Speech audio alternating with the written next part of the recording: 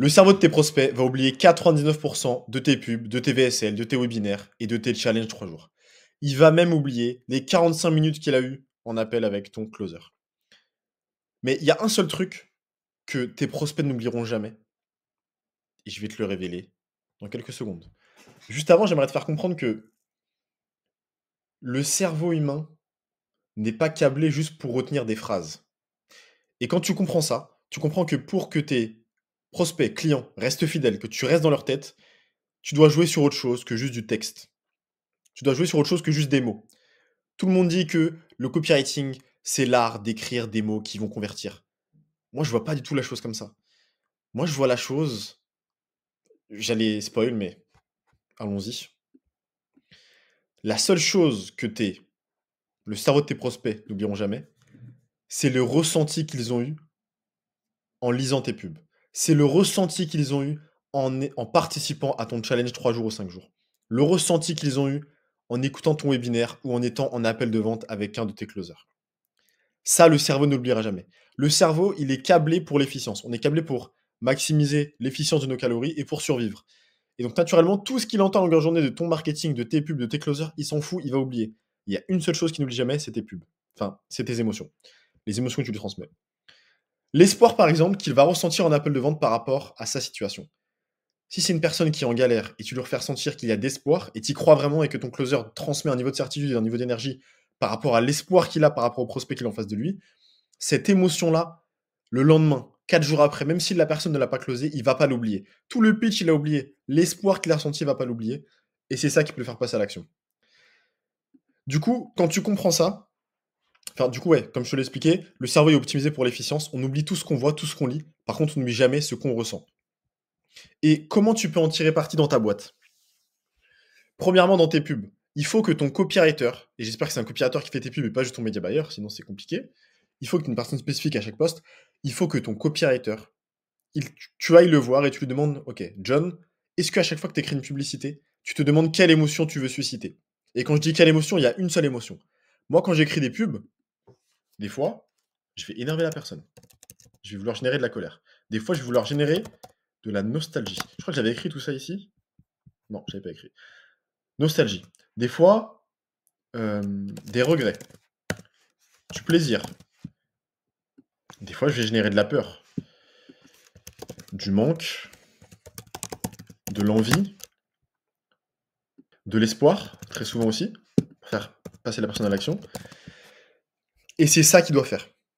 Parce que la personne, quand elle lit ta pub, qu'elle passe pas à l'action, et que le lendemain matin, elle se lève ou qu'elle est dans sa voiture, elle ressent ce petit truc qu'elle a ressenti la veille, c'est là où tu restes dans la tête de tes prospects. C'est là où les prospects reviennent sur tes VSL, ou ils reviennent se faire closer, ou qui se font closer en appel de vente. Donc pour ton pôle acquisition, pour ton pôle trafic, ton pôle marketing, il faut que tu vois avec ton copywriter si oui ou non, au moment où je te parle, au moment où tu écoutes cette vidéo, quand il écrit des pubs, est-ce que le gars se penche sur quelle émotion je vais faire ressentir dans cette pub?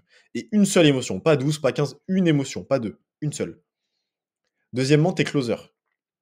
Tes closers doivent comprendre que de un, quand on close quelqu'un, c'est le prospect qui se close lui-même et tu fais en sorte qu'avec son dialogue interne, en posant les bonnes questions en termes de questionologie, ce soit le prospect qui close lui-même parce qu'il a la sensation que c'est lui-même qui s'est closé et qu'il a trouvé la réponse tout seul. Et tes closers et ton responsable des ventes doivent vraiment les former en mode, les gars, peu importe tout ce que vous allez dire dans cet appel-là, bien sûr respectez le prospect, mais peu importe tout ce que vous allez dire, ce que vous allez révéler, etc. Le plus important, c'est de viser une émotion. Vous agrippez à une émotion.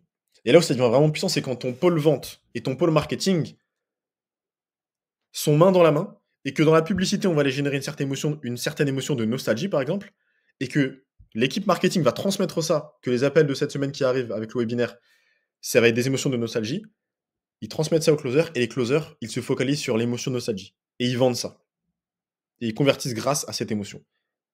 Pour ce point, ouais, faut vraiment que ton équipe de vente soit consciente que peu importe ce qu'ils vont dire avec leur bouche, c'est pas ça qui compte.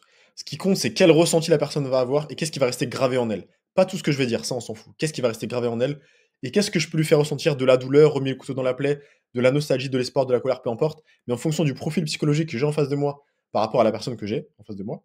D'ailleurs, dans les 2 premières minutes, il faut directement diagnostiquer c'est quel type de profil, analytique, profil bleu, rouge, vert, etc., rubis, etc. Se cantonner à ça et vendre par rapport à cette émotion et à son type de personnalité. Et ensuite, pour tes équipes, ton management au quotidien, les ressources humaines, et cetera, pareil. Ce qu'ils vont retenir, c'est l'émotion. Le business en ligne, ça doit être aussi du kiff, ça doit être une aventure, des émotions fortes. Donc, fais du team building, envoie des émotions fortes. Si tu veux qu'ils restent fidèles à ta marque, si tu veux qu'ils restent fidèles à ta marque entre guillemets, à ta marque employeur, si tu veux qu'ils restent fidèles à ta boîte, faut qu'ils vivent des émotions. C'est des êtres humains. On est des êtres vivants qui on n'achète jamais quelque chose pour ça en lui-même. On l'achète pour des émotions. Ça, c'est un truc pour me masser le dos parce que j'ai souvent mal au dos. J'ai pas acheté du lin ou de, je sais pas c'est en quoi, en bouchon de liège. J'ai acheté la sensation de déblocage de dos. J'ai acheté la sensation de bien-être et de soulagement et d'apaisement.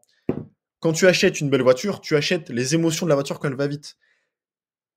Tes, tes salariés, tes employés, les gens qui bossent dans ta boîte, même s'ils sont à distance, ce qu'ils achètent avec leur temps quand ils bossent avec toi, parce qu'ils n'achètent pas juste uniquement le. Voilà, ils achètent surtout le temps qu'ils passent avec toi, parce que choisir c'est renoncer, ils pourraient passer du temps avec un autre infopreneur.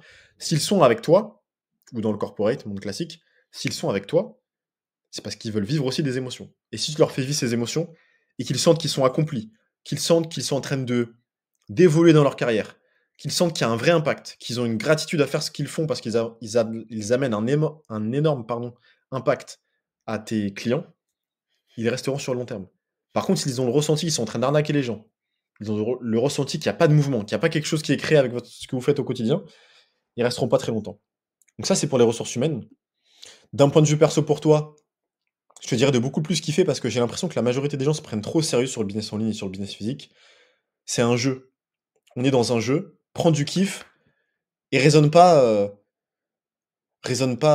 comme une personne qui est juste là pour soit ramasser l'argent, soit qui est trop en mode analytique, qui est juste là sur des KPI, qui est juste là sur des chiffres, sur des choses ennuyantes. Raisonne aussi en termes d'émotion. Pourquoi tu as créé ce business au tout début? Pour avoir une flamme intérieure, enfin, tu avais une flamme intérieure, un petit feu intérieur, tu voulais ta liberté, tu voulais ton indépendance. Est-ce que tu vis ces émotions au quotidien? C'est ça que tu dois vivre. Parce que à la fin de ta vie, tout ton business, tout ce qui s'est passé, les appels de vente de 5 heures que tu as fait avec tes équipes marketing, tes heures et tes heures de business, tes 15-20 ans de travail, ce qui restera, ce sera tes émotions. Et je réfléchis s'il y a autre chose, mais je pense que j'ai fait le tour. En tout cas, voilà, retiens bien que le cerveau humain ne retient rien du tout. Si je te demande ce que tu as mangé hier matin, tu sais pas. Par contre, tu retiens les émotions principalement. Et tu dois utiliser ça à ton avantage. C'est les règles du jeu. On joue avec les règles du jeu. Si tu as envie de m'envoyer un message sur mon WhatsApp personnel, j'aurai sûrement mon assistante qui va filtrer pour voir si tu es qualifié, pour potentiellement que je fasse du consulting pour ta boîte, à voir. Tu as mon numéro de téléphone WhatsApp personnel en premier commentaire épinglé sous cette vidéo. Et si tu veux en voir plus de vidéos, tu as juste à cliquer tout de suite ici, là, juste la vidéo à droite, pour regarder la suite des vidéos. Je fais une voix de papy là. Pour regarder la suite des vidéos. Là, c'est mieux. Ciao.